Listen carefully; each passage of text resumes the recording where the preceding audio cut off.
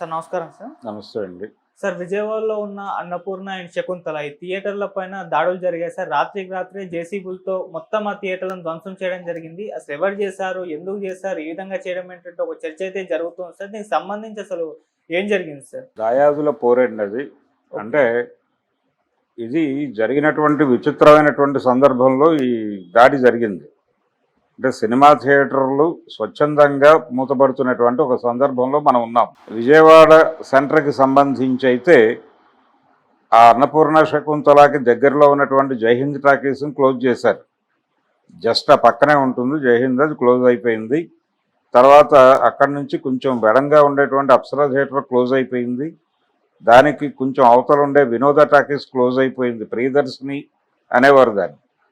ఆ Priyadarshini theatre close అయిపోయింది.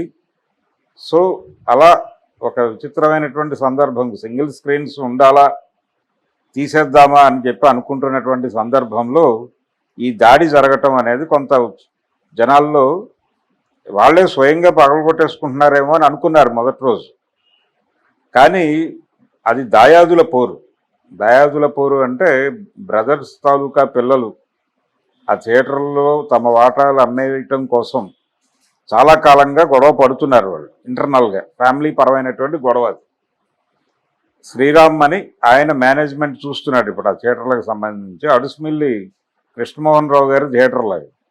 ఆ కృష్ణమోహన్ రావు గారు వాళ్ళ బ్రదరు. ఇది 1976లో నిర్మాణం జరుపుకున్నటువంటి థియేటర్లు. విజయవాడలో ఎయిర్ కండిషన్డ్ థియేటర్లు తక్కువ ఉన్నటువంటి టైంలో ఈ థియేటర్ వచ్చింది. అప్సరా థియేటర్ అప్పటికే ఉంది.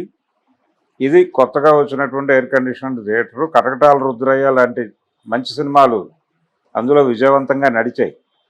ఆ రోజుల్లో థియేటర్లన్నీ కూడా డిస్ట్రిబ్యూటర్ల కంట్రోల్లో ఉండేవి, అంటే లీజులో ఉండేవి. అలా అంటే ఏ డిస్ట్రిబ్యూటరు ఇప్పుడు సినిమా పోస్టర్ పడినా లేకపోతే పేపర్లో యాడ్ వచ్చినా కింద నైజాం బలానా, సీడెడ్ బలానా అని చెప్పి డిస్ట్రిబ్యూటర్ల పేర్లు వేసేవాళ్ళు. ఆ డిస్ట్రిబ్యూటర్ పేరు చూసి ఆ ఊళ్ళో ఏ థియేటర్లో సినిమా పడుతుందో జనాలు చెప్పగలిగేవాళ్ళు. అటువంటి పరిస్థితి ఉండేది. అలా ఈ అన్నపూర్ణ శకుంతల థియేటర్లు అన్నపూర్ణ పిక్చర్స్ వాళ్ళ లీజులో ఉండేవి, వాళ్ళ కంట్రోల్లో ఉండేవి. చార్టుదారులు అంటారు వాళ్ళని. చార్టు వాళ్ళ చేతుల్లో ఉండేది. కృష్ణప్రసాద్, వీరమాచినేని కృష్ణప్రసాద్ గారని ఆయన అన్నపూర్ణ పిక్చర్స్ నిర్వాహకుడు. విబి రాజేంద్ర ప్రసాద్ గారికి కజిన్. విబి రాజేంద్ర ప్రసాద్ గారి బ్రదరే ఆయన. అక్కినేని నాగేశ్వరరావు గారు భాగస్వాములుగా ఆ సంస్థ నడిచేది. వాళ్ళ కంట్రోల్లో ఈ థియేటర్లు ఉండేవి. అందుకని నాగేశ్వరరావు గారి సినిమాలు అంతకుముందు నవయుగాలో రిలీజ్ అయినప్పుడు అలంకార్లో రిలీజ్ అయ్యాయి నాగేశ్వరరావు గారి సినిమాలు. నవయుగా నుంచి నాగేశ్వరరావు గారి సినిమాలు బయటకు వచ్చిన తర్వాత కృష్ణప్రసాద్ గారు రిలీజ్ చేసేవాడు. అప్పుడు అన్నపూర్ణ థియేటర్లో రిలీజ్ అయ్యాయి. ముద్దుల కొడుకు, ప్రేమాభిషేకం, యువరాజు ఇవన్నీ అందులో రిలీజ్ అయిన సినిమాలే. అలాగే వడ్డే బ్రదర్స్కి సంబంధించిన సినిమాలు కూడా అక్కడే అన్నపూర్ణ వాళ్ళే రిలీజ్ చేసేవాళ్ళు. అంతకు ముందు అంటే ఈ అన్నపూర్ణ శకుంతల రావడానికి ముందు కృష్ణప్రసాద్ గారి లీజులో విజయ టాకీస్ ఉండేది. అక్కడ పడేవి సినిమాలు. దసరా బుల్లోడు ఇవన్నీ అక్కడ రిలీజ్ అయిన సినిమాలు. ఆ తర్వాత ఈ థియేటర్ వచ్చిన తర్వాత ఇది ఎయిర్ కండిషన్డ్ థియేటరు. కొంచెం జనాలు అంటే కొత్త టెక్నాలజీ, కొత్త తరహా థియేటరు, దాంతో జనాలు అట్రాక్ట్ అయ్యేవాళ్ళు. అలా నడిచినంతకాలం వ్యాపారం బాగా నడిచింది. చాలా పెద్ద హిట్స్ ఉన్నాయి ఆ థియేటర్లో. ప్రేమాభిషేకం అక్కడే 1 year ఆడింది. అలాగే రామారావు గారి బొబ్బిలిపులి సినిమా కూడా ఆ థియేటర్లోనే ఆడింది. విపరీతమైన డబ్బులు కలెక్ట్ చేసినటువంటి సినిమాలు చాలా అందులోనే విడుదలైనాయి. అయితే విచిత్రంగా ఇప్పుడు ఆ థియేటర్ అంటే శకుంతల థియేటర్ కూడా 2 థియేటర్లు. అది మొదట నాన్ ఏసీగా ప్రారంభమైంది శకుంతల. అన్నపూర్ణ మొదటి నుంచి ఏసీనే. అది 76 ఆగస్టులో ప్రారంభమైంది ఆ థియేటరు. నందమూరి తారక రామారావు గారు ఇనాగరేట్ చేశాడు ఆ థియేటర్లో అన్నపూర్ణని. అన్నపూర్ణ ఓపెన్ అయిన దాదాపు 1.5 year 2 years శకుంతలని ఓపెన్ చేశారు. శకుంతల ఓపెన్ చేసినప్పుడు అది నాన్ ఏసీ. తర్వాత కొంతకాలానికి దాన్ని ఏసీ చేశారు.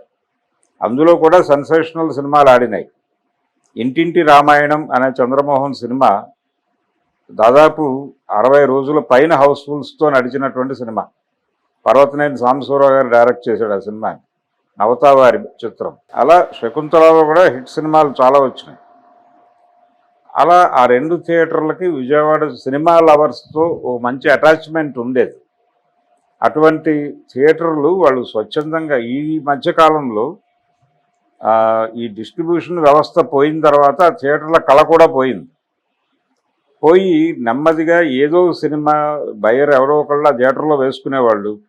జనం వస్తే వచ్చేవాళ్ళు, లేకపోతే లేదు. జనం వచ్చినా రాకపోయినా 6 లక్షలు ఖర్చు ఉండేది.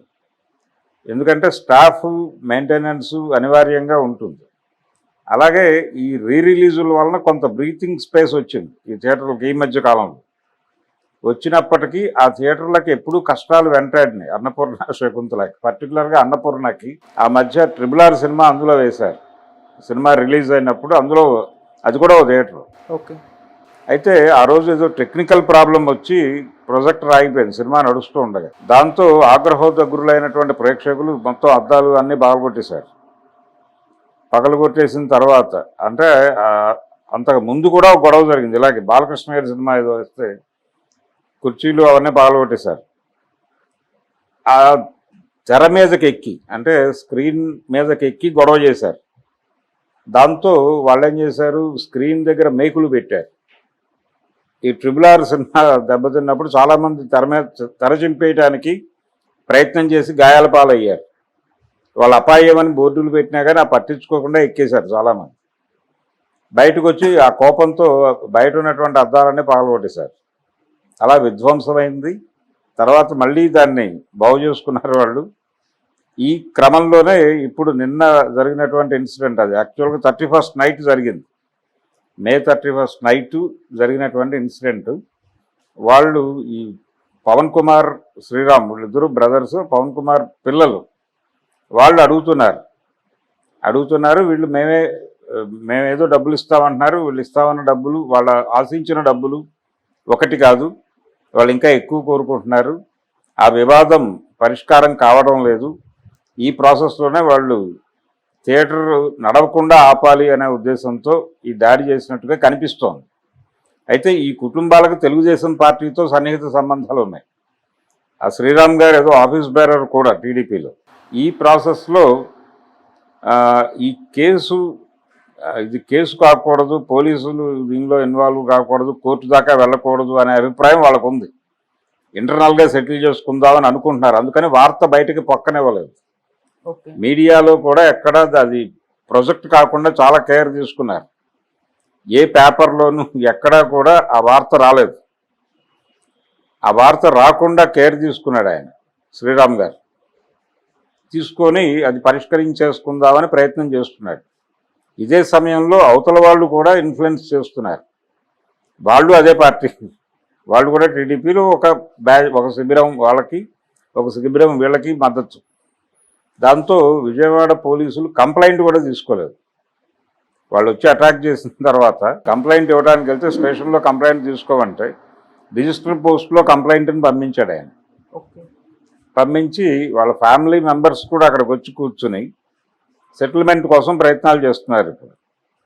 సో ఆ సెటిల్మెంట్ కంప్లీట్ అయిపోయి దాయాదులకు వెళ్లాల్సినటువంటి డబ్బులు, వాటాలు వెళ్ళిపోతే ఆ సమస్య క్లియర్ అవుతుంది. చాలా పెద్ద సైట్ అది.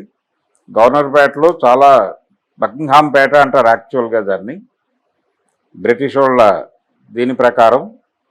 అది కీలకమైనటువంటి ఏరియాలో చాలా పెద్ద సైట్లో ఉన్నటువంటి థియేటర్లు అవి. పార్కింగ్ స్పేస్ చాలా ఎక్కువ ఉంటుంది ఆ థియేటర్లకి.